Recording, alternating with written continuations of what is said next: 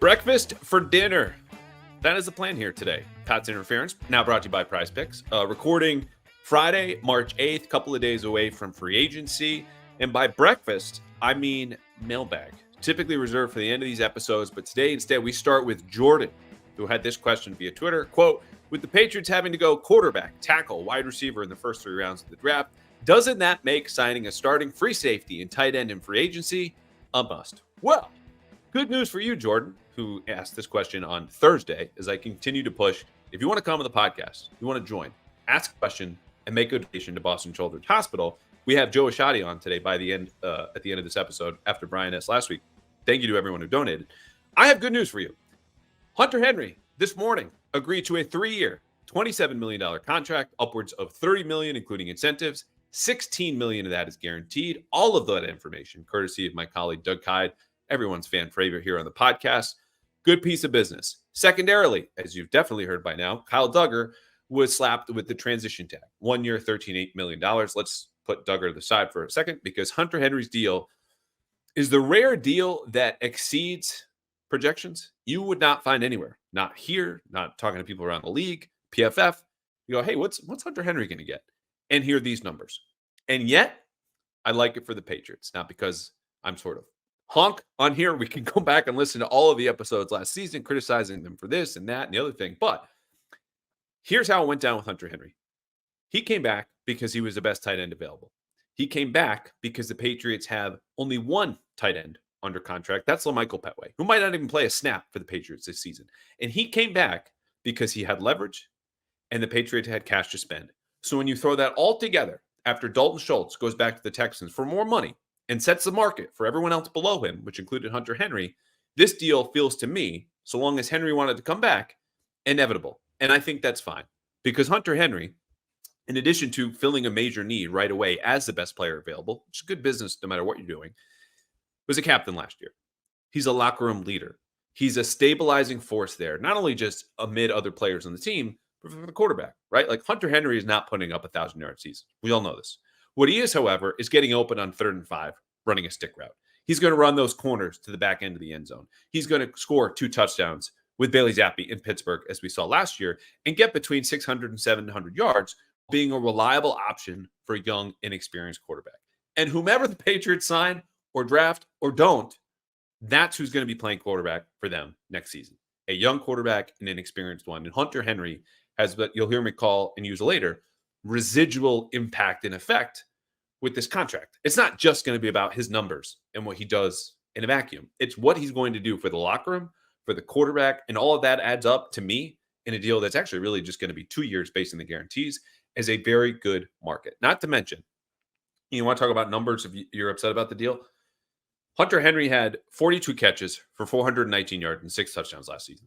14 games. All right? Again, granted, not great. I would argue to you that those numbers are not representative of the player he still is, even in we'll just say he crested over his prime right now. He's in the back end, the backside of his prime. Because when you look at the first 2 games in the season, the only games in which the Patriots really got steady above average quarterback play, except for maybe that Pittsburgh game for Bailey Zappi, a lot of jump balls, we talked about it. Hunter Henry had 11 catches for 108 yards and 2 touchdowns versus the Eagles and Dolphins. Prorated, that season-long stat line, granted from just 2 games, would get him into the Pro Bowl. Do I think Hunter Henry is a Pro Bowl player? No, of course not. But he's come close. And I think that is the player he still is today. So you want to complain about the numbers and lack of production, I would give you Exhibit A, Mac Jones, and Exhibit B, Bailey Zappi. And it's probably not going to be either one of those quarterbacks going forward. But the next quarterback is going to benefit in more ways than one from number 85, who the Patriots just re-signed. This is a good bit of business. Now, on to Kyle Duggar. Again, 1 year, $13.8 million. No compensation if Kyle Duggar, who can receive offers and negotiate with other teams, signs a deal and the Patriots elect not to match. They have the right of first refusal. You want to offer him a 3-year, $45 million? Sounds good to us. We'll take that deal, sign it ourselves, give it to Kyle, and he's staying. That's how this works. Kyle's camp, as I understand it, was not thrilled about the transition tag. Number one, because it kind of curbed his market. Yes, teams can still negotiate with a guy who has a transition tag on it and not have to surrender any compensation. Good for them. But what they have to do now is work from a floor that maybe they didn't want to before. And that floor is set by $13.8 million, which is the figure for safeties who receive the transition tag, which is the average of the top 10 salaries paid to safeties right now. And you do this for every position. It's higher, obviously, for quarterback, edge rushers, corners, but for safeties, it's $13.8 million. And Kyle knows his value is somewhere between $12 and $16 million per year. But teams now have to not only probably move up their numbers, they have to figure out a deal they don't think the Patriots will match. Because if you're going to go through all of this negotiation and preparation, writing the contract, don't you want the player at the end? Yeah, obviously. And if they think the Patriots are willing to go up to, let's say they offer him a deal that's average of $15 million, 3 for 45. Well, then you've just wasted your time for a player that you probably weren't going to keep because the Patriots lead the league in cap space and obviously value this player. The difference is they disagree with Kyle on where that market is. I don't know exactly where it is. But what this tag is first of all, not useless. And yet another example, as I argued with Mike Felger on TV the other night, of if you want to know the nitty gritty of the league, stop listening to talk radio. Find podcasts, find articles, find people smarter than me that can walk you through this. What I will tell you, though, is while it is not useless, it is a bet by the Patriots that says we know the safety market better than you do. And we're going to prove it to you because we'll give you $13.8 million guaranteed in this one-year deal, which you don't like because by the time this ends, if you stay, you'll be 28. Your market will be lower, okay? And you'll play here because this is the best deal you're going to get. And maybe they're wrong, but I think it's a wise bet given what we already talked about. 13.8 pretty much splits the difference between the $12 and $16 million annually that I know Kyle's camp envisioned as what his range was going to be in this market, okay? And because it's guaranteed, that's harder for teams to sign up for. Now, if a team really, really likes Kyle Duggar, the best way to go about pulling him out of New England would just be, okay, we'll give you a one-year deal. That's $16 million. Because then the Patriots are put in an awkward position of like, okay, do we match this now? And granted, it's just a couple more $1 million. But if you do it, you know you have an unhappy player who can point to the team that offered him that contract and said, they valued me at 16 because that's what they offered me the first time and you offered me less. So again, it's a sticky situation, but the word to know the dynamic of this whole position tag is that it's a bet by the team. So yeah, it didn't sit well with Kyle, but I will tell you this. It might be sitting better now than when it first happened on Tuesday or Wednesday because the safety market has since been flooded with new veterans. Justin Simmons, Jordan Poyer, plenty of other players that I think if you're interested in Kyle Duggar, who's younger than those guys, right? But has not made a Pro Bowl like they have, hasn't been in a conversation for all pro like Simmons has, who also leads the league in interceptions since 2016. You're probably willing to sign those players to a shorter term deal for probably comparable money and bank on their production from a playmaking standpoint. That's been the last step, especially in coverage for Kyle, that he really hasn't made consistently. So all of those safeties hitting the market are collectively going to depress each of their salaries for wherever they end next. Because if you don't want to meet Justin Simmons' price of $16 million, okay, we'll just give 12 to Jordan Poyer and call it a day. So everyone comes down. There's more supply, okay? That gives more leverage to the teams than it does the players who are out there in the market, specifically with all these safeties. And there are plenty more than I listed from Poyer and Simmons, but you get the point. $13.8 million on an average annual basis, while expected to be right in line with Kyle's market, might actually now be on the high end because of how many other options teams have if they're in the safety market. But the Patriots have already committed themselves to him. And that's where things stand. A couple other things, and then we'll get to Aaron Schatz, who was awesome. First time having him on the podcast. He's going to be back. We swapped free agent wish lists. We surprised each other. Actually, we had one player in common, and then the player at the top of each of our lists plays the same position but was different. Before that, two things. Mack Wilson and Pharaoh Brown. This has been reported elsewhere. I can confirm it. Heard it at the combine. Followed up since. Patriots are close there. And I wouldn't guarantee a deal gets done. But I think in terms of where those players' roles are, what they mean to the team, the value that they're going to find in the market, I would not be surprised if they come back soon on short-term deals. Mike Evans, this is now going back a week ago. He was always going back to Tampa Bay, re-signed with the Buccaneers. It's two years, over $20 million.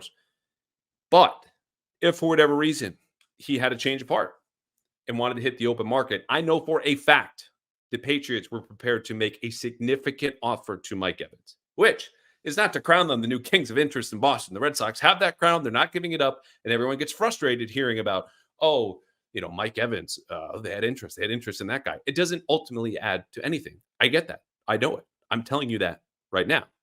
But what I will tell you is that peak into those negotiations where the Patriots were prepared to make a competitive offer, a very strong offer, as it was put to me, for Mike Evans, gives you insight into what Elliott Wolf is thinking, not only just from a financial standpoint, but from what he values from a positional perspective. They need a receiver. We've all been screaming about this for 5-6 years in the media. A number one, he's got gravity. He's a threat. He draws the defense to him. Mike Evans is that guy. Were they ever probably getting him? No. Even if he did hit the open market, of course he's going to go to a contender, chase another ring, play for probably a better quarterback. But the Patriots are going to be aggressive in that market. Again, it doesn't guarantee anything, but even approaching Mike Evans with that type of deal, something close to or maybe over what he eventually got, is something that never, ever, ever, ever would have happened under Belichick, for better or for worse, because that's not how they spent at the position. But the Patriots now are doing business in a very different way than they did before, and we'll see what it leads to next week. Last thing, and then we'll get to Aaron Schatz. Plus, Joe Ascioti in the back end with the mailbag question. We got to get more ratings. We got to get more reviews. You guys answered in a big way when I asked you about this over a month ago. Supremely appreciated. It extends our reach on YouTube, on Apple, on Spotify. I need you to do me a favor. I need you to do this again. If you have enjoyed our content, okay, support the people that support us. That's PrizePicks. I've been on there multiple times this week. It's a great site. Number 2, hit 5 stars. Leave us a note. You've heard me say this before. I will take the good commentary with the bad, whatever it is that's a top of mind for you about how we're doing things here in the podcast, things we can do better. Let me know. Rate, review, subscribe, and that includes my new personal YouTube channel. So take a second. You're about to take a full hour listening more of this podcast. If you have 2 minutes, do any one of those things, and it will be supremely, supremely appreciated as we grow here, coming up on the 2-year anniversary of this podcast. Okay, without further ado, Aaron Schatz, formerly of Football Outsiders, now at FTN Fantasy, the godfather of football analytics, on his Patriots wish list, and much, much more, plus mailbag on the back end. It's a new era, not just for the Patriots, but for the Pats Interference Podcast, brought to you now by PrizePicks, the largest daily fantasy sports platform in America. I'm making player picks, watching the Celtics, points, rebounds, and I get to test my skills like you can on PrizePicks this season, because it's the most exciting way to play daily fantasy sports. If you have the skills, you can turn $10 into $250 with just a few taps. And then here's the best part: quick withdrawals, easy gameplay, an enormous selection of players and stat types, which all make PrizePicks the #1 daily fantasy sports app, plus a review policy, which means you get your money back in case of injury, the only DFS platform to offer an insurance policy. Again, PrizePicks has been a ton of fun with the Celtics. You can also go with the Bruins, any number of different sports, games, players, plays, and options. So right now, go to prizepicks.com/CLNS and use code CLNS for a first deposit match up to $100. Again, that's prizepicks.com/CLNS and use code CLNS for a first deposit match up to $100. PrizePicks, pick more, pick less. It's that easy. Okay, Aaron Schatz, formerly of Football Outsiders, now at FTN Fantasy. You can read him at ESPN. The godfather, perhaps just the father of DVOA, is with us for the first time. It would have been a heater, I think, personally, of having guests. Evan McCourty, followed by Aaron. Aaron, of all the titles I just listed off, which is your favorite? Godfather of football analytics sounds good. I get that sometimes. Okay. That's pretty good. Oh, okay. So next time we'll have you on. That's how I lead you off. It's not just Godfather of DVOA. It's all of football analytics, at least certainly in the public discourse, I would say. That's absolutely Yeah, there were right. people doing it before me, but they weren't very public. I sort of started in the early days of the internet, and the internet makes it a lot easier to get your ideas out to people than, before the internet existed. Right. It's funny because I think a lot of people, when it comes to analytics, the first person that they hear of in sports is kind of the pioneer, which you absolutely are, is Bill James. I've never asked you this. Do you know Bill? Have you spoken with him at all? I've spoken to him a couple of times back at past Sloan conferences, the early days of the Sloan Analytics Conference, but I grew up reading him. So, there's no question I've patterned my career after Bill James. And he's a hero for a lot of people. So, yeah. Absolutely. If you don't know Bill James, we don't have enough time in this podcast for everything he did for baseball. But look, if you're looking for Aaron Schatz 20 years before Aaron started, that's exactly who he was and what he did for the whole industry. Now, today we are doing something a lot simpler, more straightforward. Every man today. We have a list, which is very common to the sports talk arena here. 4 Patriots free agents you would like them to target if you were running the front office. The Patriots still have the league leading amount of cap space. It's under 100 million after they re-signed Hunter Henry here today. We'll put that to the side for now because I want to ask you questions that I can really only ask you as far as guests get on here. And so when we talk about the new Patriots, Elliott Wolf, de facto GM, Jerod Mayo as the head coach, I'm looking at this going, okay, they want to keep the foundation of what the Patriots did, but obviously evolve what Belichick had been doing. And there's been a lot of talk about relationships in connection with players. I think that's all well-founded. From your perspective, though, because you've written about Belichick's conservatism on 4th down, I want to know what other low-hanging fruit there might be analytically that we can point to and measure and say they can do this and give themselves an advantage right away that they weren't the last few years. I mean, I don't know. There are a couple of analytics people in the front office. I don't know exactly what they work on, and I don't know how much they're listed to. I mean, I'd love to see more analytics people in the front office, and I'd love to hear that they're being listened to about things on a regular basis. The easiest low-hanging fruit is 4th downs. Even if your offense is bad in the modern NFL, it usually makes sense to go for it on 4th and 1. Obviously every situation is different, but Belichick, it's very strange. Belichick for a long time was one of the most aggressive coaches in the league on 4th downs. And sometime in 2012, that changed. And for the last few years, he's been one of the most conservative coaches, making mistakes, kicking the ball away constantly on 4th and short. And it's weird because people think maybe that it ties into the 4th and 2 against the Colts. But that was 2009. And yet he continued to be aggressive after that until 2012. And then there's no easy to understand event that ties to. But I would love to see Mayo be more aggressive on 4th downs than Belichick was, because I mean, yes, it's probably not going to be a great offense this year, even with a rookie quarterback. Rookie quarterbacks tend to struggle, but still, you're going to make those 4th and 1s and 4th and 2s pretty often. And it makes a lot more sense to keep the ball than turn it over. Other things, the way that they look at the draft, Belichick always was very analytically sound on trading down, right? Because analytics generally says trading down is almost always the right thing to do. Trading up is usually a mistake unless you're doing it for a quarterback. But also, I mean, what positions that they go after, the idea of positional importance, that certain positions are more important than other positions, and that certain positions are easier to find the stars in the draft. The most important positions, you're more likely to find your stars in the draft. Wide receiver, cornerback, offensive tackle, edge rusher. Your other positions, you're more likely to find your useful players in free agency. Free agency is where you go after your off-ball linebackers, where you go after safeties. This year especially, there's tons of safeties. So I think if they're smarter about sort of positional importance and how they understand positional scarcity in the league, that's also low-hanging fruit. I like that too, because I read somewhere this week as far as the analytics discourse, right, is so broad, right? Like we should speak specifically whether it's 4th down decision making, positional valuing, spending, all these specific to roster building, because we're in the offseason here. I had read that it's better to abide by some macro roster building philosophies rather than devote all of your time and resources to, breaking down the 3rd down snaps against Kent State for this draft prospect, right? Like you're more likely to have a good draft if you do, as you said, prioritize premium positions as opposed to getting into the nitty gritty, which there are examples back and forth. Christian Gonzalez last year, cornerback, premium position. Cole Strange the year before, not a premium position. Do you buy into that sense that you can, as an NFL front office, largely get the draft right if you focus on the more valuable positions, understanding that the return on the investment for a corner, quarterback, receiver, left tackle is going to be so much higher, especially on these cost-controlled rookie contracts? Yeah, because the strongest thing about the draft is You do not know as much as you think you know. Like, that is the strongest truth about the draft.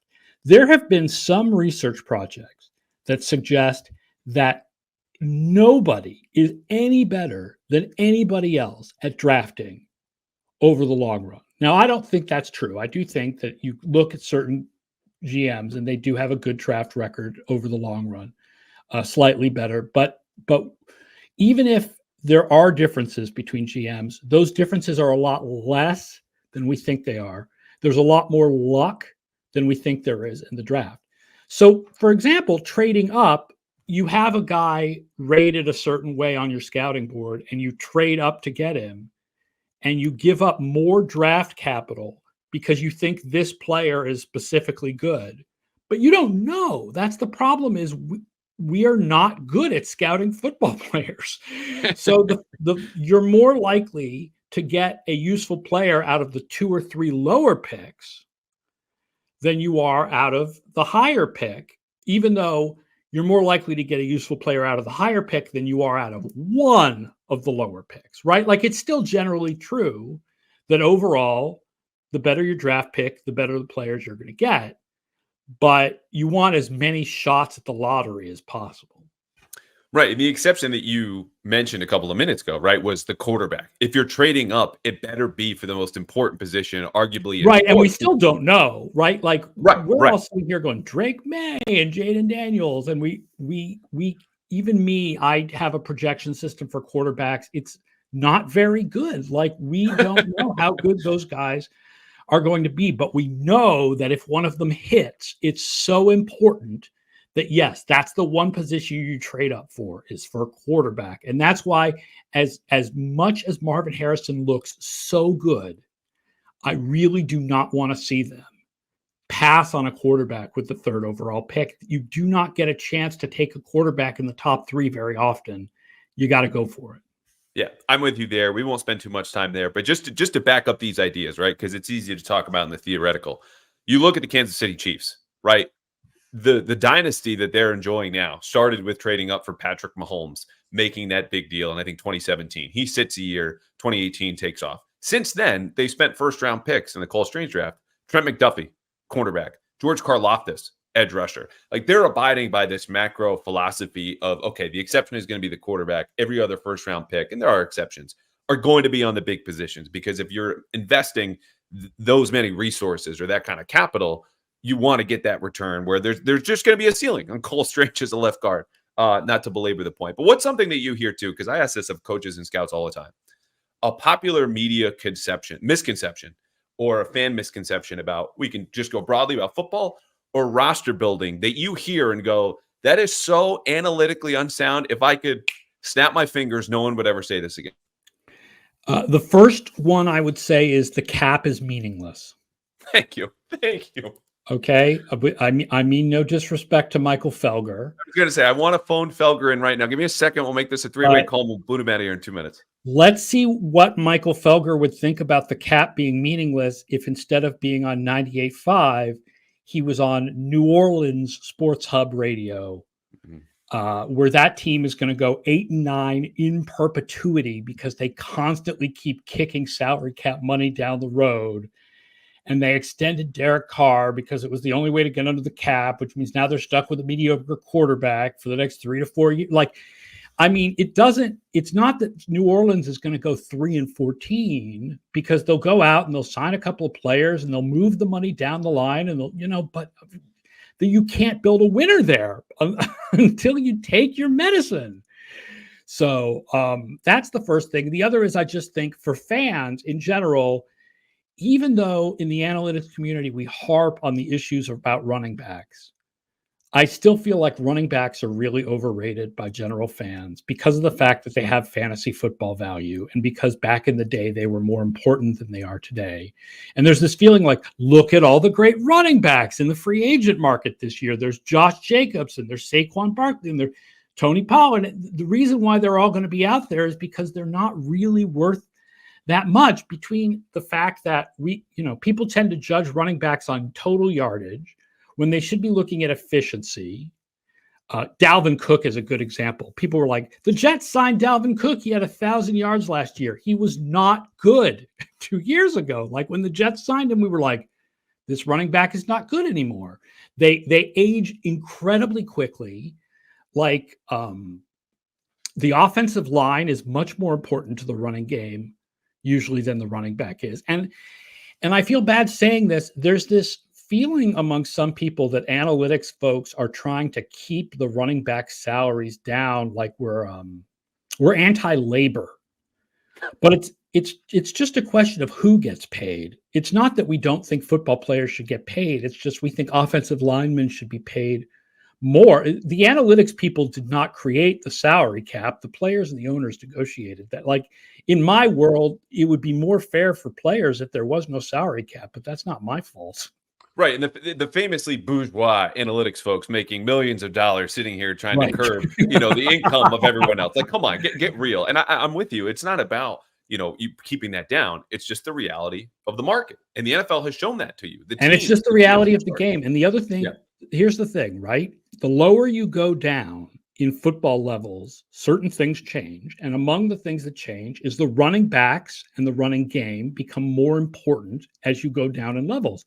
So just because we talk about how in the NFL running backs are fairly replaceable and they age super quickly and whatever, is not making a statement about your local high school team. Like, if Sharon High had a great running back, they'd freaking go 8-1 or something because running backs are so important in high school, but it's a different game than college, and college is a different game than the pros. Yeah, and it's, Josh Hirschmeyer of 538, I remember wrote this around the time of the last Pats-Rams Super Bowl. And I had known and agreed with, even at that time, 2018, 2019, that the analytics folks leaning, hey, running backs don't matter as much as you think. He was saying it matters about offensive line play and the defensive box count. And the easier way to think about this, as far as, projecting what a running back will get, is to say, okay, if you have 16 to 17, sometimes 18 human beings, right, accounting for offense and defense involved in the same project, right?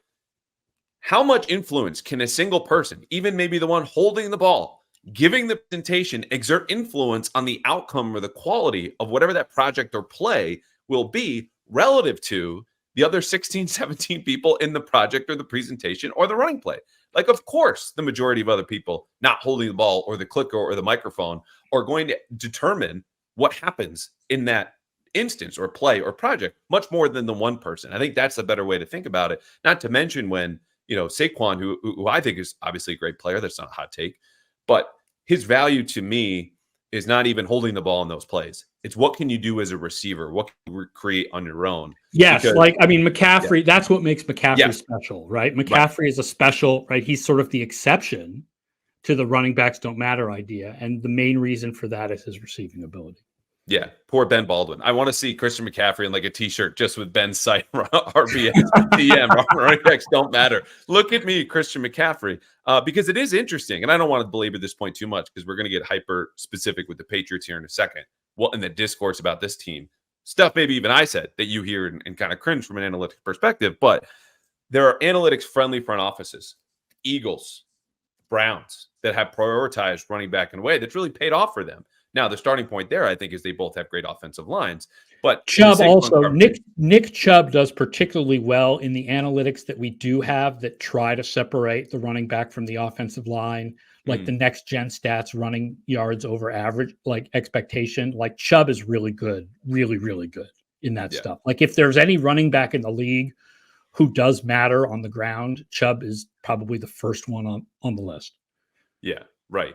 And it's, breaking tackles, again, creating on your own, or Saquon's conversation, because he's rumored maybe to the Eagles. And if he signs in New England, I'm not going to poo-poo signing a guy who's still just 26, the guy who I covered at Penn State. And to be honest, Aaron, has not run behind a functional offensive line since he was in high school, where obviously he dominated in Eastern Pennsylvania. I just want the guy to get a little bit of a break.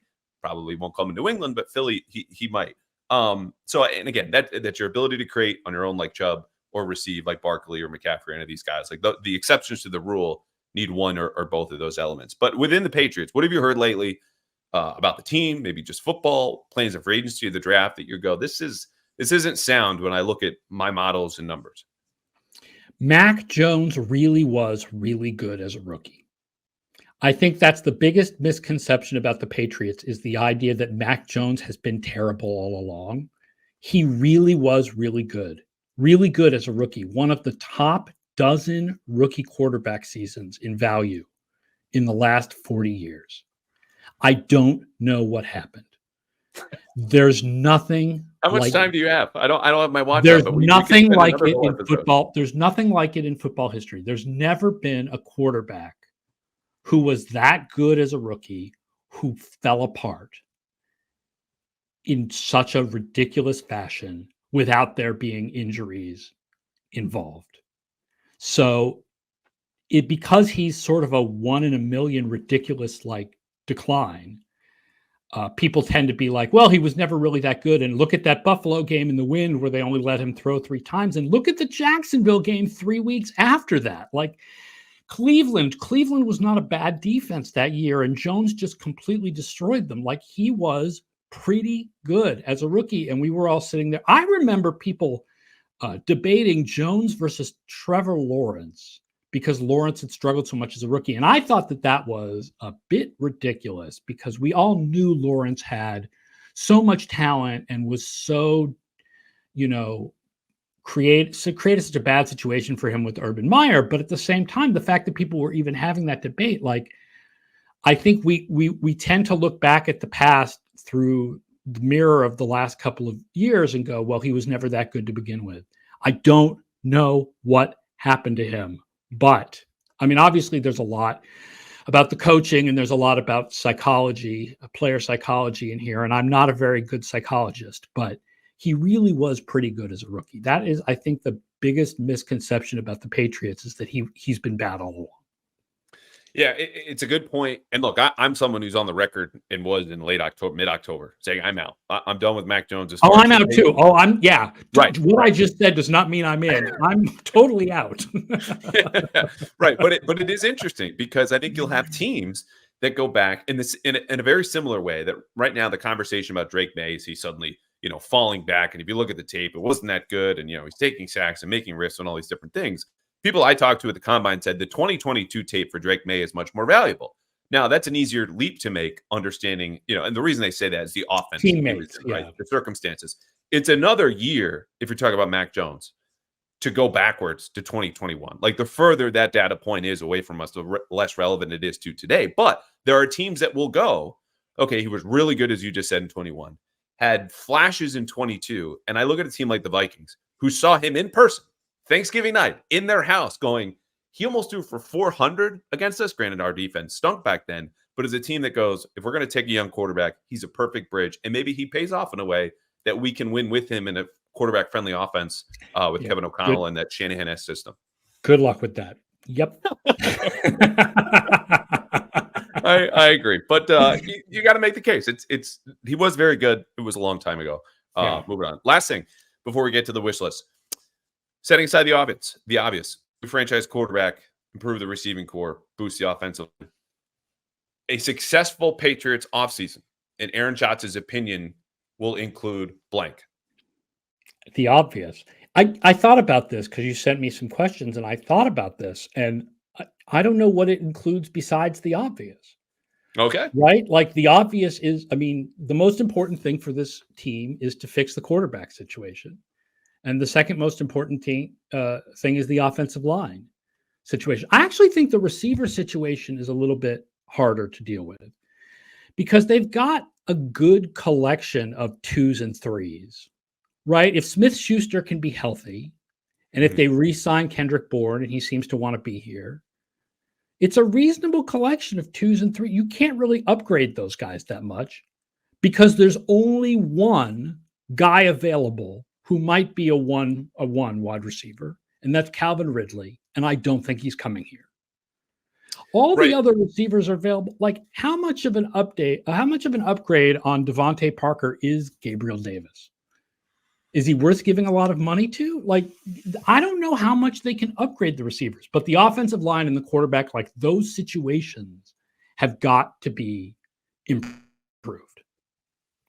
So I would just include this because it's the flip side, right? Of you need to boost your pass offense. That's just how you win in the modern league, is to enhance either through re-signing or perhaps trading for or drafting players at corner and edge rusher. Because Matt Judon's going to come back. I think he's still in the back end of his prime right now. Oh, yeah. You always need young players at those positions, and they could definitely use, and free agents. We'll get to free agents, but that edge rusher would be a good place to add a free agent too. And it's a sneaky need, right? Like when we talk about fantasy football, there are no more sleepers anymore. There's too much data. There's too much information, too much discourse. The industry is too large to be like, this is a guy no one has written about, no one has talked, no one has thought about. I'm going to grab him in the 15th round. That's how I feel about the needs for a football team. We've been talking about this for weeks and months. We started mid-season last year going, what's the offseason going to look like? Because this sucks right now. We all wanted to escape and run to where we are in this moment. And so I would just add that corner and edge rusher, other people have spoken about, but still can get lost in the greater discourse. Like I'm doing TV tonight. We're not going to talk about anything with the edge rusher market, but it would behoove the Patriots to enhance those positions, add to them, as it would every team, every year, especially a team that appears to have such a low ceiling going into next year. Like amplify your strengths in a way that doesn't, at least lets that defense maintain where it is. And built for the future. So you've got young talent around at the most important positions. If you hit on the quarterback, so you've got all the talent around him and the defense and everything's good. Yeah. Okay. On to free agency. You have 4 players. I have my 4 players. I don't know who you picked on this thing. And I think because of the needs, whether they've been addressed ad nauseum or not, are fairly obvious. But I'm intrigued to see if we have any overlap. So number 4 on Aaron Schatz's Patriots free agent wish list is. Oh, you want me to go from lowest to highest? Yes. Okay. Number 4 is Charles Leno. Not on my list. Go on. A stopgap left tackle while a youngster, like I'm assuming they take a quarterback in the first round, right? Which means any offensive tackle they draft is going to be lower. So a stopgap veteran who's not that bad while the young tackle learns to play left tackle. Charles Leno was with Washington last year, I believe. Brandon Thorne, who's a guy I trust very much on offensive line play, has him as the 4th best tackle available. Wow. That works. Yeah. Did Brandon explain why? I mean, I just think a lot of folks listening are I don't have it in front of me. There were some scouting comments and I forgot to write them down. That's okay. He's on the list, so whether you're looking at NFL.com. This is a functional stopgap, reasonable veteran left tackle. Yeah. Basically. Okay. I like it. It's not a great. This is not a guy who's going to be a star. But right now they need 2 the guy that they signed from Pittsburgh is not really a starter. Yeah. No. I like that guy. He really stepped up when the Tree of Life synagogue shooting happened. I didn't know that. So I kind of remember him for that, like very positive publicly for the Pittsburgh Jewish community. But he's not really a starter. So they really need 2 tackles. Right. And he's been a right tackle for virtually all of his NFL career. Only 2 snaps at left tackle. Right. So even if he were to start, you'll see when we get to my other free agents. Right. Very good. I'm in on the tackles. So number 4 on my list, and I'll just say in the front end, my list is devoid of like real quote unquote sleepers here, but it's also a stopgap, and it's Jacoby Brissett, because I think as far as bridge quarterback, he knows what he is. He's familiar with New England. He's familiar with the offensive staff in Cleveland. He's a locker room leader. He had that great season in 2022 with Alex Van Pelt as his coordinator. Yeah. Except when they played the Patriots, 38-15 is something that got brought up a whole lot when Alex Van Pelt was hired. And, Jacoby was playing from behind a whole lot in that game, had a pick right away. But setting that aside, I think from a mentorship standpoint, someone you're willing to play with as a replacement level quarterback, right? Who has got a little creativity to his game, just checks every box imaginable. Are you going to win more than 7 games if you were to start a whole season? No, of course not, right? He hardly played last year, but in his one start did pretty good in Washington. I just think when you look at the options on the market, there are a lot of warts with this quarterback group. They have no interest in Kirk Cousins. Baker Mayfield's not coming here for anything less than $40 million. That's not going to happen. And I think when you're going to draft a quarterback, this is the guy you want in the room to help him along and to start in case that kid's not ready. Sounds great to me. I'm all in favor. All right. Was he on your list? No. But I wrote about him when I did an ESPN piece on bold moves for every franchise. I suggested, not that I really want them to do this, but that it would be a bold move for them to sign Brissett and take a quarterback later and use that number 3 pick on Harrison. With the idea that Brissett could start for a year while whatever second rounder they took, Michael Penix or whatever, was learning. I still would rather take the quarterback number 3, but if they're not going to take the quarterback number 3, Brissett would be a really good 1-year starter.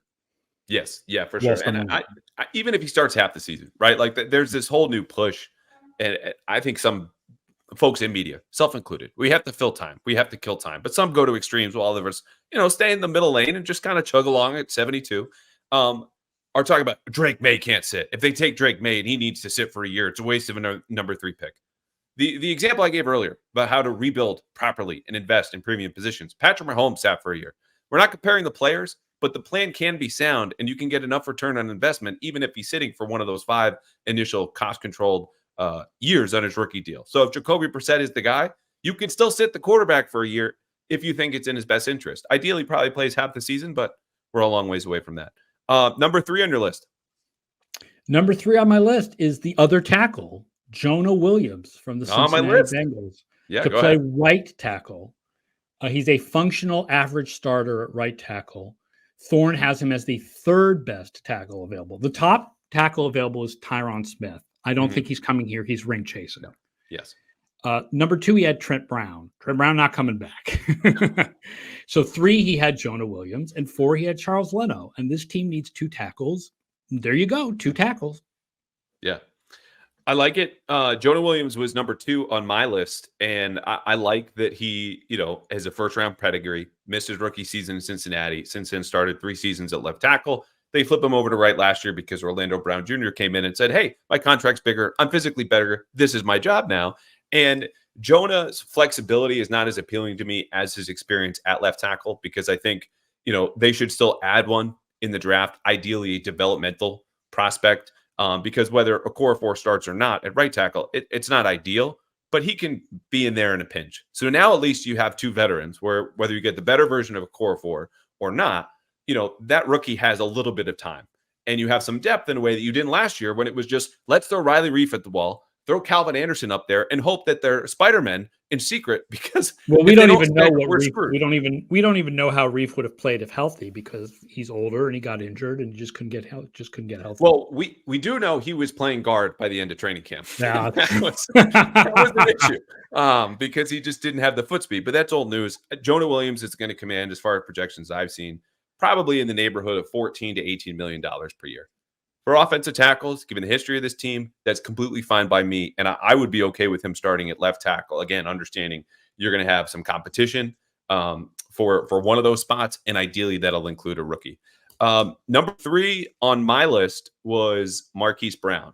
And talk about warts in the quarterback market. This is the same with the receiver group. And I took a long, hard look at Calvin Ridley, whose spoiler is not number 1 for me, because now we know my number 2 and 3, Jonah Williams, Marquise Brown. He's only 26. He has a 1,000-yard season on his resume with a run-heavy Ravens offense. Heel and foot injuries obviously hurt him in Arizona, plus some bad timing with Kyler Murray going out. But I look at him, and it's not just the deep speed.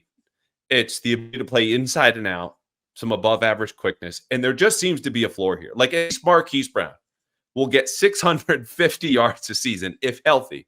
And there are not many players, frankly, on the market and on the Patriots roster that you can say that about. So whether it's the age, it's the pedigree, it's a skill set, you don't want to build your whole, receiving core out of 5'9" dudes between him and Pop Douglas, but he can play outside in a way that Pop cannot. Draft an X, sign Marquise Brown, probably 1-2-year deal, $12 to $14 million. Sign me up. I said Ridley was the only number 1 wide receiver on the market. I guess Marquise Brown might be a number 1 wide receiver. We've never seen him really have that super season, but he was kind of the number 1 receiver in Baltimore. So yeah, that makes some sense. I do. What do you think about this though? Because obviously he gets traded, in that 2022 draft from Baltimore to Arizona. Everyone's like, oh my God, they gave up a 1st-round pick for him. It was Brown and a 3rd for a 1st is what happened there. But they had him there knowing, okay, they probably had to pay him on the 5th-year option coming up in his next contract, coming off that 1,000-yard season, and we're still willing to move on from him. Like, do you think they sold high in that moment, or was that just good business as far as the financials went? I think they sold medium. Okay. I don't think they sold high or low. I think everybody kind of knew Marquise Brown. This is what Marquise Brown is, and I don't think he was really under or overrated at that point. I think he was sort of Arizona knew what he was and Baltimore knew what he was, and this has just worked out for both teams. Good. Yeah, I think he's a solid number two. The health question, obviously not great for a 5'9", 180-pound dude. But I remember just watching him in solid number college. two, but if he comes here, he's got to be number one because that's the thing. That's what they're missing. They're missing a number one guy. Devontae Parker can be number two. Yeah. I mean, I think I look at this too as not even from a numeric standpoint in the rankings. It's just the body type, right? Like they were overloaded with big slots last year. Juju, Gasicki, Right. Kendrick And they Bourne need to get speed. in there. Yeah, you get race Devontae Parker as your X, ideally Adonai Mitchell, or if you trade back into the first round, there are other guys who might be better than him, big bodied speed, but at least Marquise Brown can play a little bit of Z. Like I think that's where you're not going to solve all your problems immediately, but he's a clear upgrade over whomever they have. Yeah, I would agree with that. Yeah. All right, number two on your list. Now we're getting into my dreams. Yeah. All right. Number two, because the Patriots do have a lot of money, so they can go after top guys if they want. Jonathan Greenard. I like this. Edge rusher, Houston, 27 years old. If this team is going to pay a lot of money for free agents, given that they need to build over the next couple of years, they're not going to pay a lot of money for guys who are 33 years old. They need to get guys who are just coming off their first contracts. Greenard is an excellent edge rusher. Put him opposite Judon. I think that would be fantastic. Not only that, but Judon's going into the last year of his contract. He's scheduled to only have a base salary of $6 million. I would bet, Aaron, that they remedy that, fix it, adjust it. He does have a void year after that, but they're going to want to do some business with their best player and the entire team.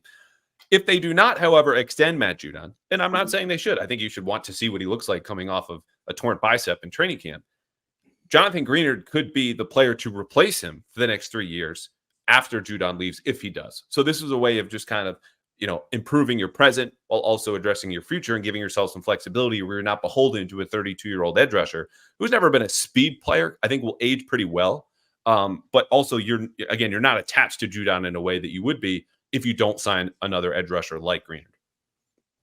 Yeah, I really like the idea of bringing in an edge rusher.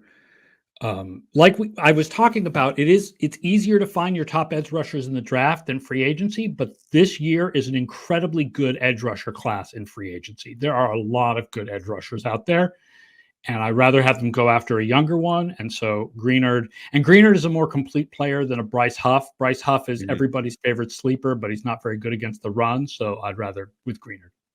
Yeah, this is like Josh Uche has a poster of Bryce Huff on his wall. That's who I want to be. I'm not playing early down, but I'm damn good when it counts on third down, except for Bryce Huff is better. And Josh Uche, again, part of that edge rusher market where, Mark Daniels and Mass Live reported the Patriots have yet to offer Josh Uche. I would say that says a lot about where things stand between the two teams, especially as the Patriots move to re-sign some of their guys and have offered players like Kyle Duggar before they tagged him, Kendrick Bourne, and others. The edge rusher conversation is interesting too, because I think they're going to keep their system in place, right? You're not going to move on, from Belichick and then bring in a new system when you hire a guy who played and coached under him. But Greenard's a guy who last year played in a traditional 4-down system, pin your ears back. And I have not, looked into how well he did dropping or what he can, do moving backwards as opposed to just setting the edge. Yeah, but that's going to be a factor here, I think, for them. The Patriots have a weird defense. Some of the players are kind of hybrid. Sometimes one of the edge rushers is kind of a defensive end while the other one is a linebacker, but they're both edge rushers, but the one guy has his hand on the ground. And I think Greenard would be flexible like that. Yeah. Okay, so to recap, my list goes from 4, now it's soon to 1. Jacoby Brissett, Marquise Brown, Jonah Williams. You had Charles Leno, Jonah Williams, and then Jonathan Greenard. So number 1 on my list, and I have said this in other places, but not here. And this is a little controversial, and that you're not only signing this player to what will be a top of the market deal, you're giving up draft capital. And according to Mike Giardi, this might not be enough. The Chiefs want a first rounder for L'Jarius Sneed, cornerback, who just turned 27. And I want to hear what you want to say right now. Looking at your face. Give it to me. Here's the problem, because I'm smiling because my number 1 is also a cornerback. Oh, okay, good. Now, here's the problem with cornerbacks. They are very important and very unpredictable. We have not figured out a way to find a good measurement of cornerbacks that correlates strongly from year to year, no matter whether you use charting stats or like the Pro Football Focus grades are less consistent for cornerbacks than any other position, or just anecdotal evidence. And so it makes it very tough to deal with signing corners because corners are super important, but predicting their future is very tough. So the idea of giving up a top pick as well as a huge contract for Snead, as good as Snead is like a little bit of a bridge too far for me. As good as he was last year. Okay. So I'm going to get into Snead in a second, but I do love that you said, hey, this is probably a bad idea.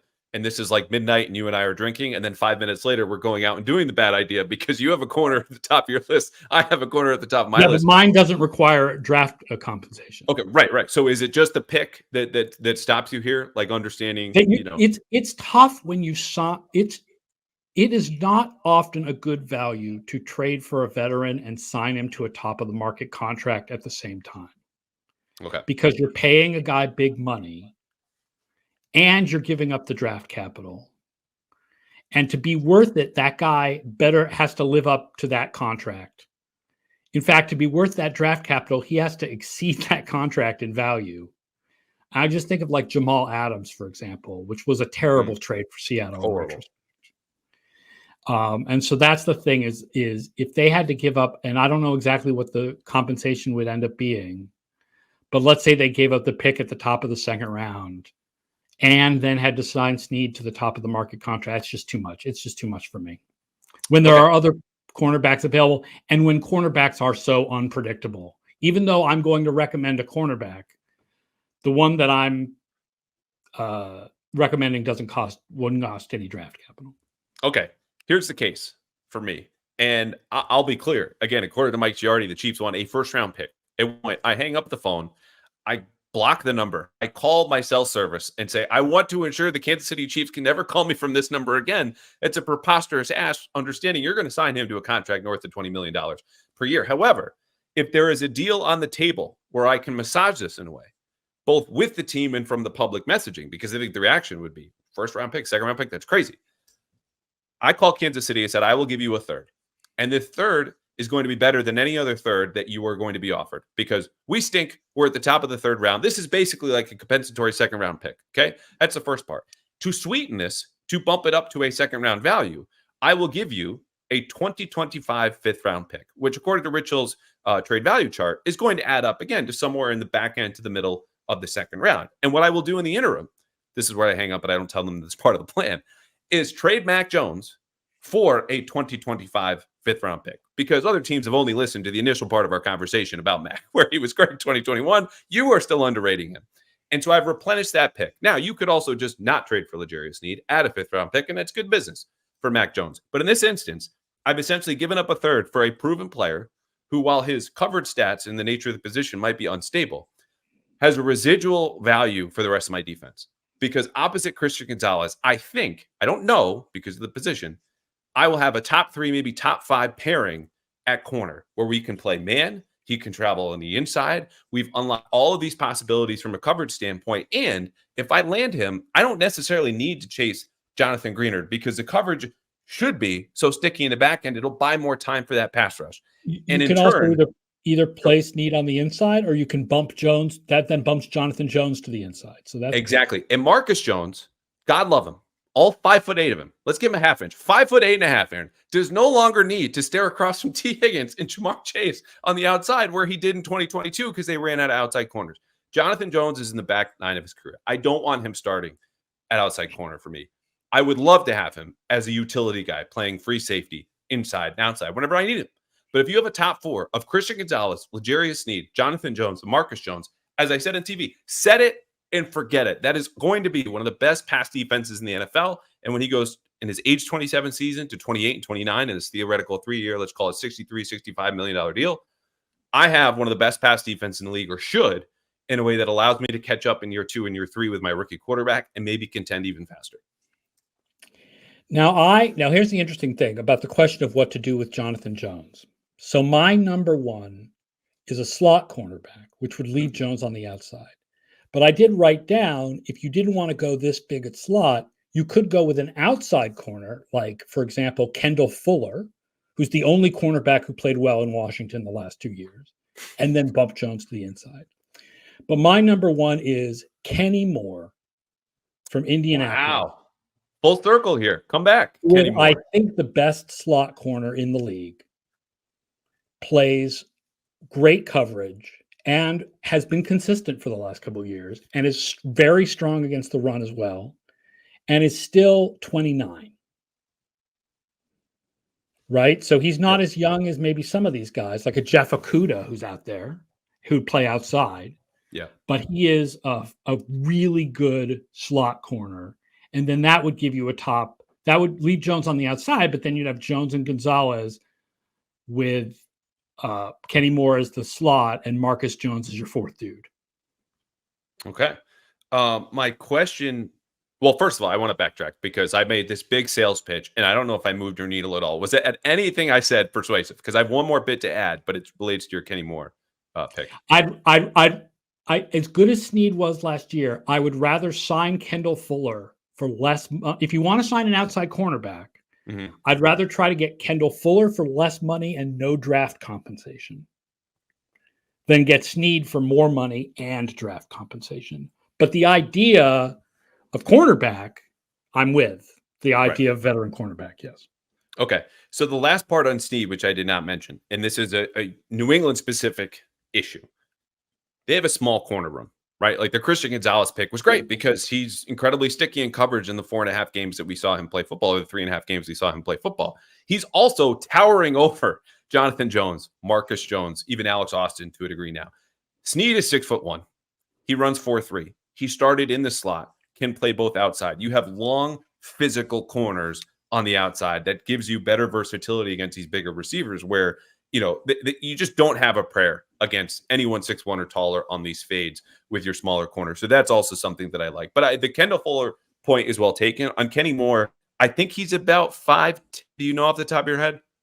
No, I don't. But I'm guessing he's a little shorter because most slot corners are. Right. 5'11". I'm also curious about his system, not fit necessarily, but how much of those stats were part of what's always been a zone-heavy scheme out there in Indianapolis. And it's not to say you can't play zone in New England. Every defense plays more zone than man, to be fair. But the downs that we care about, third down, red zone, you get a lot more man coverage in those situations. And so Kenny Moore... That's a fair point. That's a fair point. Yeah, I just wonder about that transition. But as far as the need and kind of the fit here, I'm on board. Did you give any consideration any of those things I just kind of threw at you? No, I still think Snead is a really good player. I just to trade what would effectively be like the value of a mid-second rounder and then sign him to a top of the market contract. It's a lot. It's a lot. He's really got to live up to it. I just appreciate that you put it like that. It's a lot because the text I got about an hour before we started, good friend of the podcast, Mike Giardi, was, "Are you high?" Said, good morning to you, Mike. Okay. When you started talking about the Chiefs and stuff, I'm like, oh my God, he wants to bring in Chris Jones? Like, really? Yeah, look, if we can convince Chris Jones, hey, we're going to give you a house in Nantucket, you have a lifetime deal with Duncan, and that is going to offset, the $15 million that we won't pay you relative to your other offers. We'll take. I don't think that's happening. It's not going to happen. And I don't know why he would leave Kansas City. I don't know why the Chiefs would ever let him out of the building. What he's done in the Super Bowls, the playoff runs, his timeline also just doesn't align with the Patriots. But it's interesting because I think this is more obvious in the NBA, right? The rosters are smaller. People are going, okay, we're going to tank. You need all these young players at the same time. No. The Patriots can get older veterans, good veteran players for this rebuild to guide it in a way, set a new foundation and habits. Like they don't need to go all in all these draft picks. You need a mix of veteran and young players. Yeah. By the way, I have a cheap guy. I have a cheap guy also that that I think is interesting. That's not my top 4. Jerry Jacobs is not going to be. He's a restricted free agent, and he's probably not going to be extended an offer by the Detroit Lions. Mm-hmm. Jerry Jacobs was above average in coverage in 2022 and very good in the first half of 2023, and then horrifically bad for about 5 weeks, and then he lost his job. Yeah. If the coaches could watch the film and figure out what were teams doing differently to attack him in those 5 weeks, or was it just randomness? Right. Or was he just this bad all along? If he was just this bad all along, you don't want to sign him. But if you can figure out how to fix him a little bit, that would be a great guy to have as your like fifth corner, who probably would come pretty cheap. Does he play special teams, Aaron? Because we know if that's the true. previous regime, the guy was an undrafted free agent who's been in the league for only 3 years so far. That sounds like a guy who would play special teams.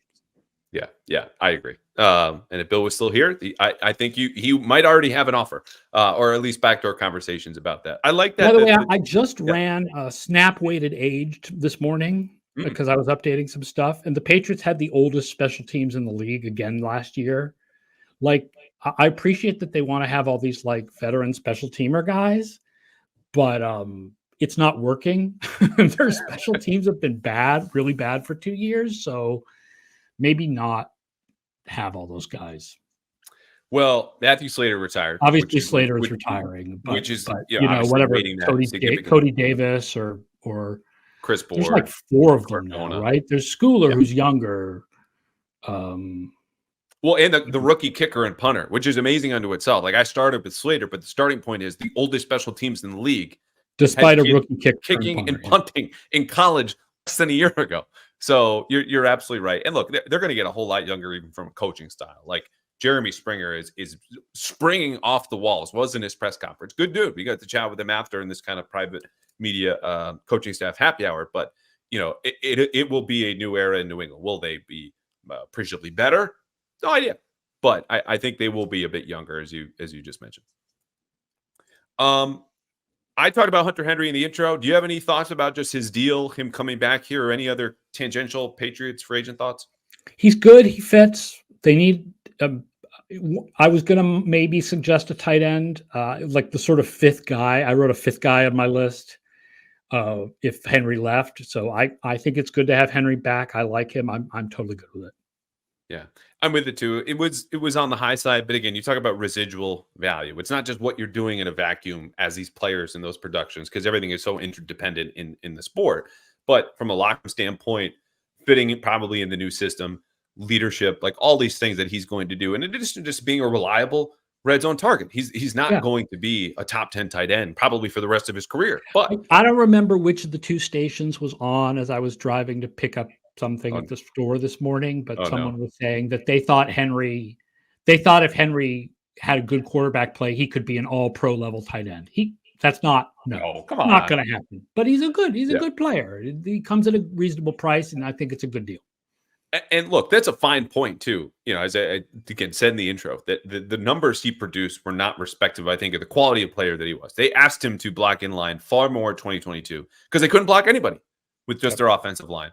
And then in 2023, Mac breaks, Bailey Zappi comes in, and it's a bleep show, which we all saw and witnessed. But I thought it was a fine deal. All right, Aaron, what do you have coming up? What can you push? What do you want to sell? What should we look for you from the next? Yeah, I mean, there'll be off-season content dropping every so often at FTN Fantasy. My page for ftnfantasy.com/DVOA. But the big thing will be the book, right? We do our preseason book, which is now called the FTN Football Almanac, and we'll be doing another one this year, and it'll come out in July, and it'll have all the preview of the season. And so, obviously follow my stuff, follow me on Twitter and Threads, buy the book when it comes out. I'll have my projections for various positions for college players, but that'll be on ESPN Plus over the next few weeks. And old DVOA, that's the other. We love doing fun old seasons. I have 1979 and 1980 ready to go in April. Once free agency calms down, I'm going to run 1979 and 1980 is a fun thing in early April. So that'll be fun.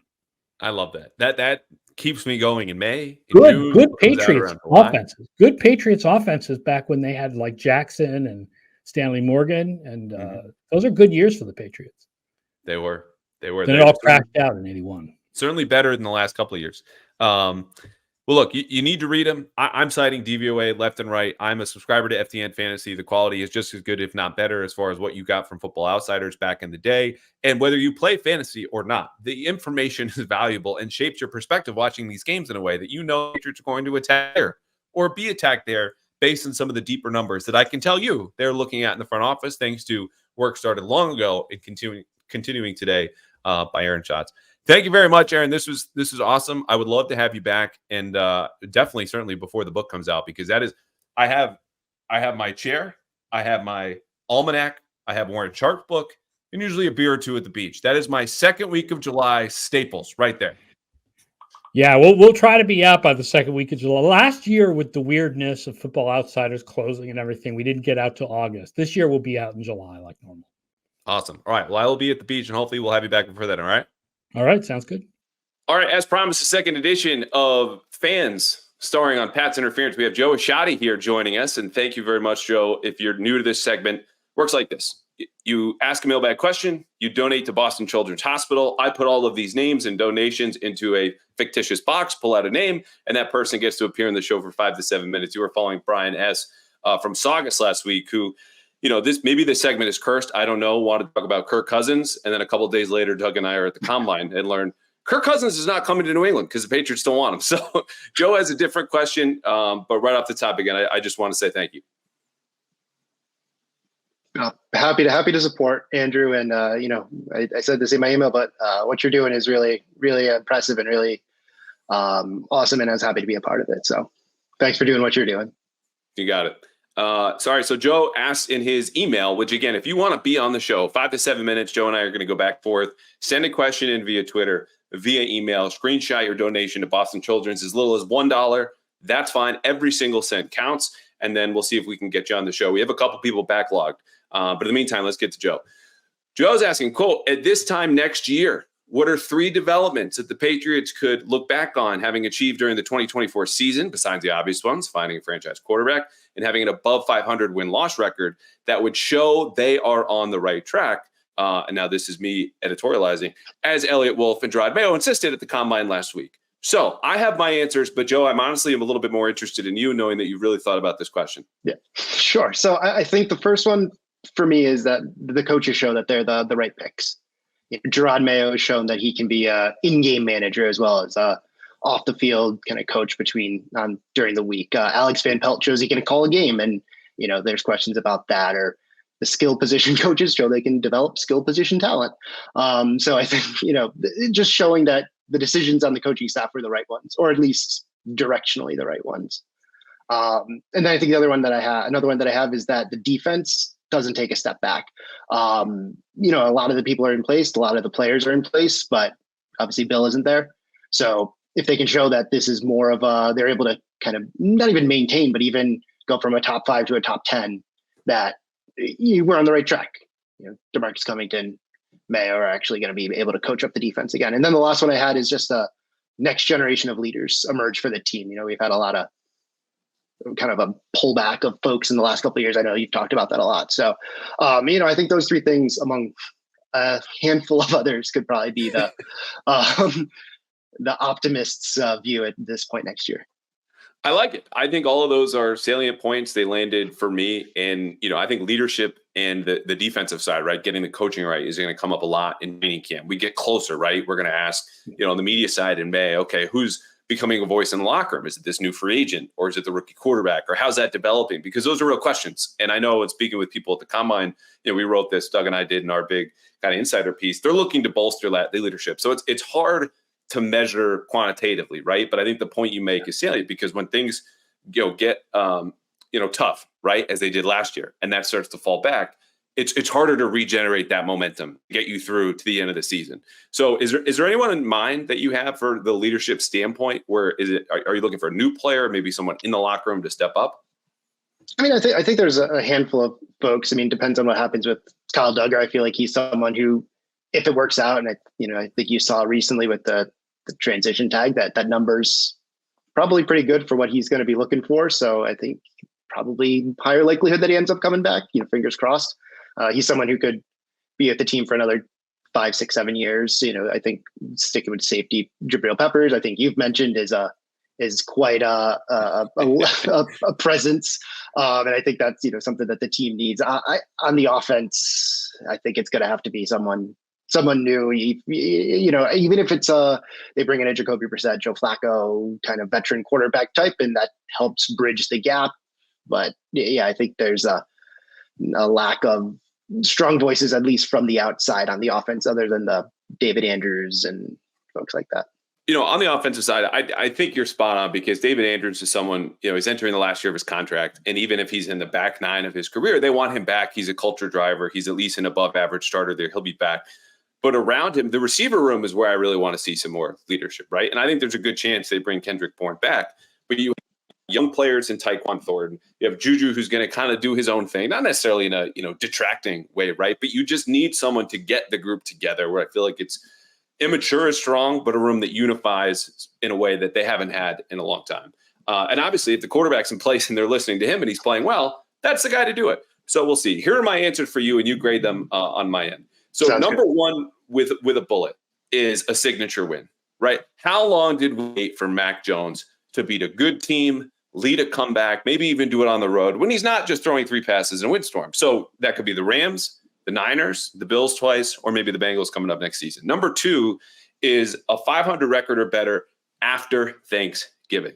And maybe you're more forgiving than I am looking back at last season, but I felt like that didn't really matter much when you're 4-13 overall with Bailey Zappi. And that was the first time, though, since I think it was 2017, 18, they were 500 after Thanksgiving. But you had that kind of record. The Patriots perpetually fell apart, 19, 20, 21, 22, down the stretch. If Jerod Mayo can have them playing their best ball at the end of the season, that shows growth, development, and obviously a team that's got promise for the future, which you can then sell to free agents in 2025. The last one is this: get the explosive play rate up. Okay, this is bottom of the barrel. It was them and the Raiders. Josh McDaniels left. The Raiders climbed back up, and the Patriots were still hanging alone in the basement. They need explosive players to do that. But I think whether it's the acquisitions they make in the coming weeks or the scheme, you just have to get a little bit more dangerous to steal from Baker Mayfield. There's not going to be here, but wake up and feel a little dangerous. Definitely. I love it. I think they're all spot on. I think for the second one, something I was thinking, it's, even if they win seven games, 6 games, there's multiple ways to win 6 games. And if they start 0 whatever and then win 6 of their last 10, that's great. But if they go, 1 win here, 1 win there, all of that, I think, especially that if they can show momentum going into the offseason, because I don't think anyone, I don't see any way that they can, 500, I think, is a pipe dream, and 5-6 wins is probably, depending on who they end up at quarterback, but, showing momentum, showing growth. Exactly. And then playing their best ball at the end of the year would be a great way to go into the offseason and kind of build off of that. Definitely. All right, I'll give you one more bonus question because right. you were so generous here with your time and the donation to Boston Children's. Again, if you want to be on the show, be like Joe, donate, ask a question, email or reply. I just did my free agent wish list with Aaron Schatz, formerly of Football Outsiders, now FTN Fantasy. We listed a bunch of guys, mostly big names. Anyone out there that you could do a tag and trade, which is really just L'Jarius Sneed. Spoiler, that's the guy that I want.